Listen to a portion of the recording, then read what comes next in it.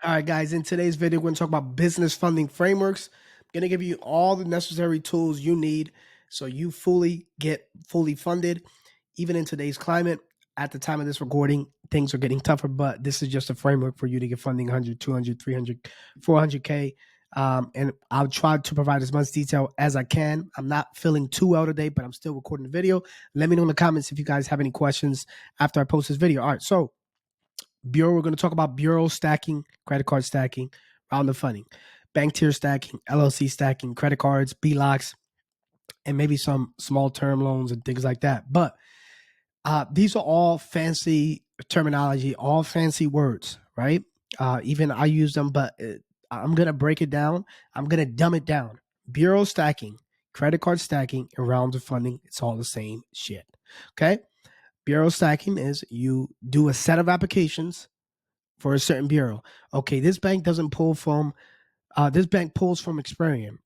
I'm gonna not focus on TransUnion, Equifax. I'll do two to four applications with that particular bureau, right? Because these bank pull Experian, these bank pulls TransUnion, these banks pull Equifax, right? They don't pull any other bureau other than the one you're pulling from. Credit card stacking is the same thing. You just a round of applications, right?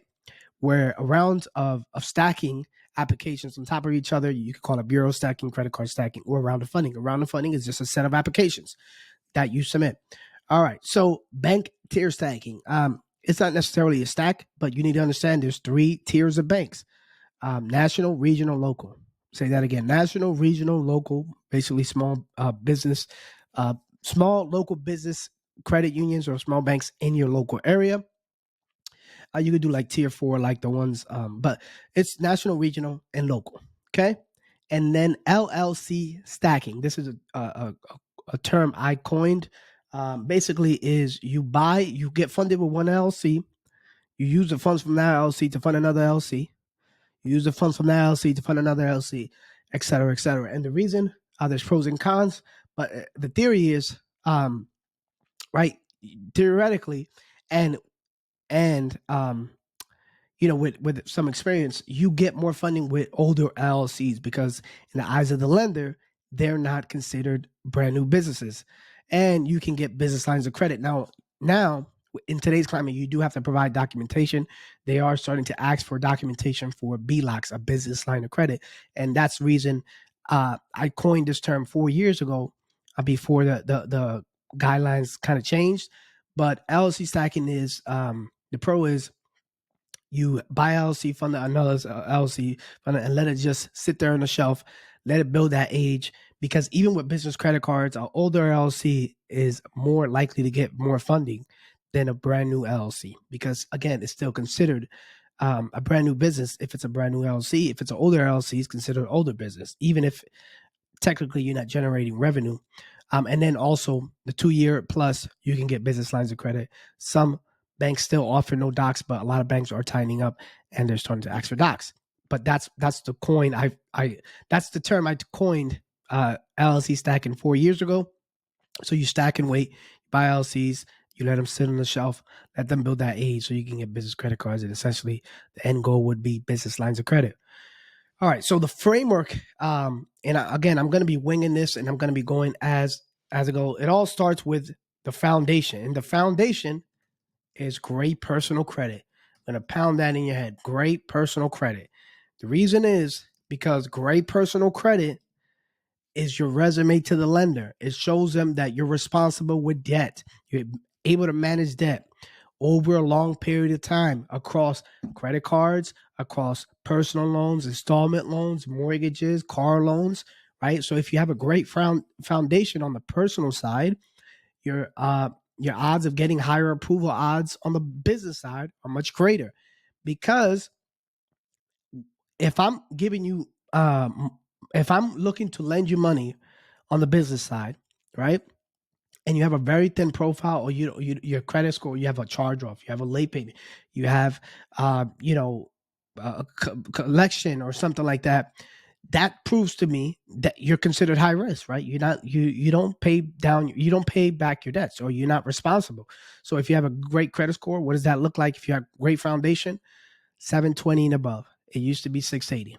I would say 720, 740 preferred, 740 and above, right? And it's not so much the score, it's so much the profile. The profile is what's really the key.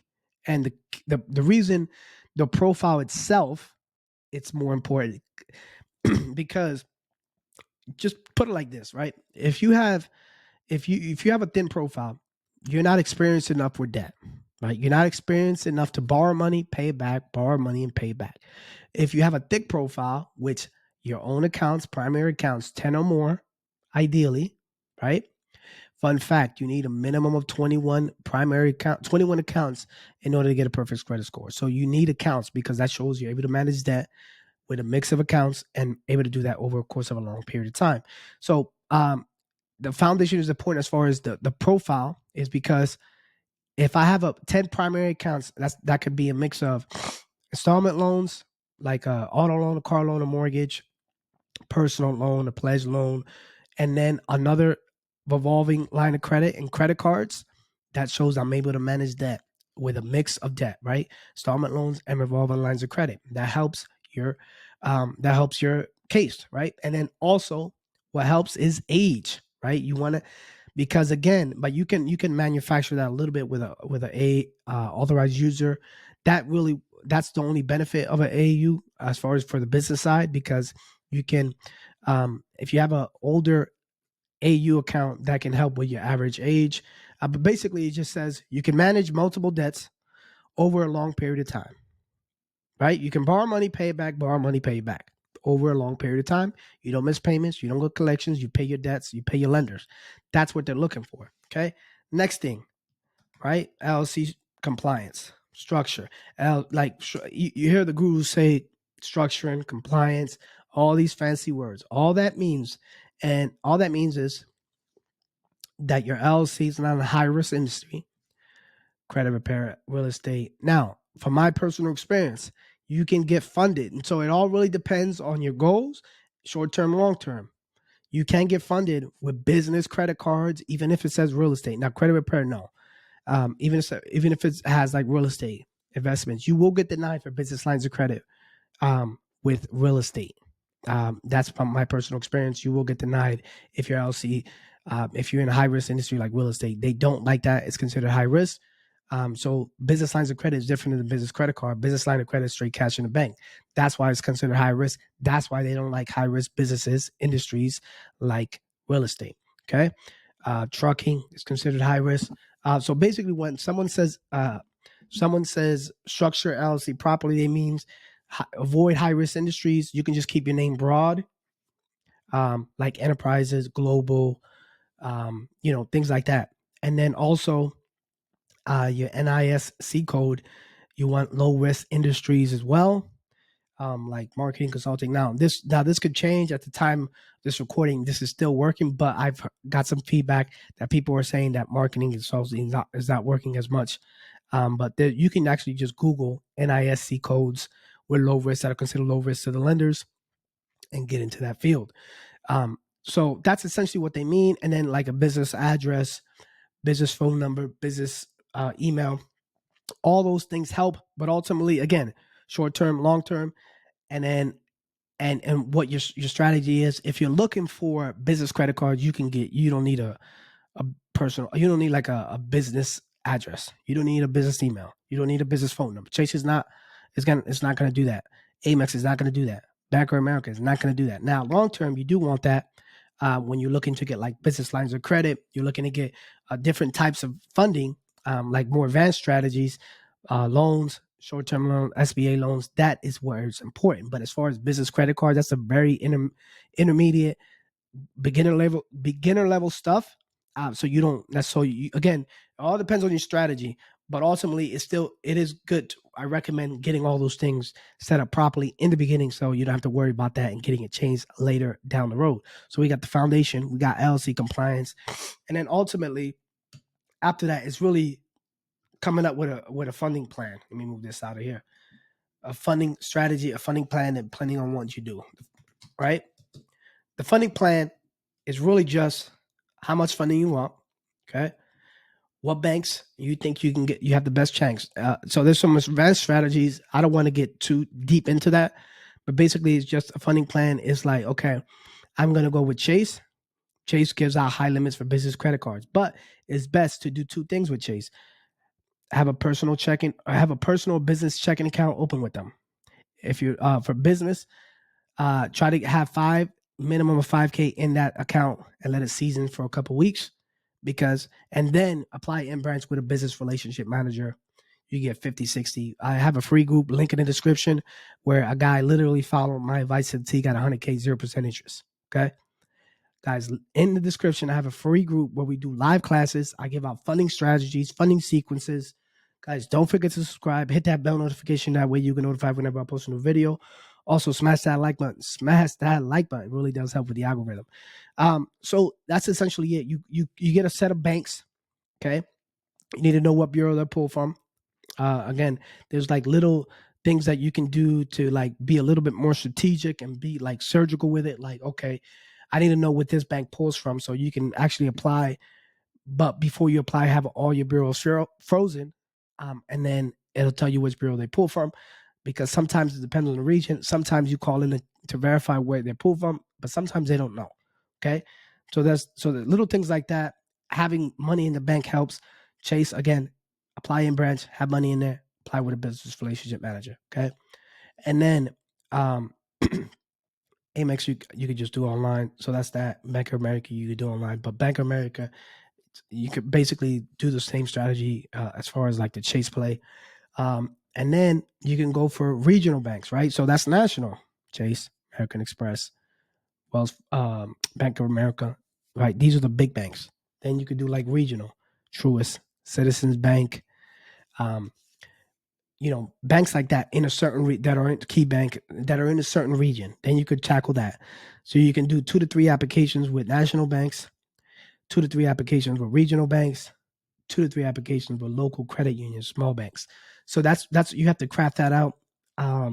Another thing that you can do with like local banks, you don't need the fancy websites. I did it old school when I got funding 4 years ago, right? I just Googled 5 credit unions near me, right, wherever I'm at.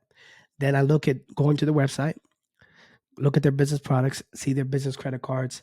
Another gem here that a lot of people don't know, Elan Financial mostly underwrites local credit unions, credit cards, and credit business products. So you can actually see that in the disclosure if you click on learn more. But you can do that, see what business credit cards they offer, and then you can just see if it requires a relationship. Elan Financial usually doesn't require a relationship. Anywhere from 15 to 25,000, you can get with Elan Financial, instant approvals. And then again, it's all the strategy you want. If you want to stack 0% interest, you have to find the banks that offer 0% interest. Chase, American Express, Bank of America, PNC, Truist, they all offer 0% interest. Local credit unions that are backed by Elan Financial offer 0% interest credit cards. I mean, I could talk about this for days, but ultimately it comes down to your foundation, personal credit. You need a good personal credit. LLC compliance is basically avoid high risk industries. Make sure everything matches up from your EIN to your LLC, articles of organization, your addresses all match across the board. And then you come out with a funding plan. You need to know which banks pull from which bureau has the better score, right? Is this bank inquiry sensitive? Is this bank, more relationship based, even though most are at this point. So you gotta plan out your sequence. Guys, let me know in the comments if you have any questions. Let me know if I'm dropping some gems. I don't feel too well today. I'm a little sick, but just wanted to hop on, shoot a video for you guys to have some sort of a framework of kind of how it all works. And then some advanced strategies with like business lines of credit and things like that. But ultimately, on a dumbed down level, business credit cards are not really too hard to get. That's the first thing, if you have great personal credit. And then if you want to get more advanced business lines of credit, you will probably have to provide documentation, 3 months bank statements. That's a little bit more advanced. That's for a little bit more seasoned people with, with actual business that's doing revenue. But there's some ways that you can, get into that. But guys, let me know in the comments if I'm dropping some gems. Don't forget to subscribe. I do have a free group, link in the description. I do live calls. I answer questions. I do live calls with real estate, e-commerce, business funding. Don't forget to subscribe. That's my time. My name is Toby Rosario. Peace.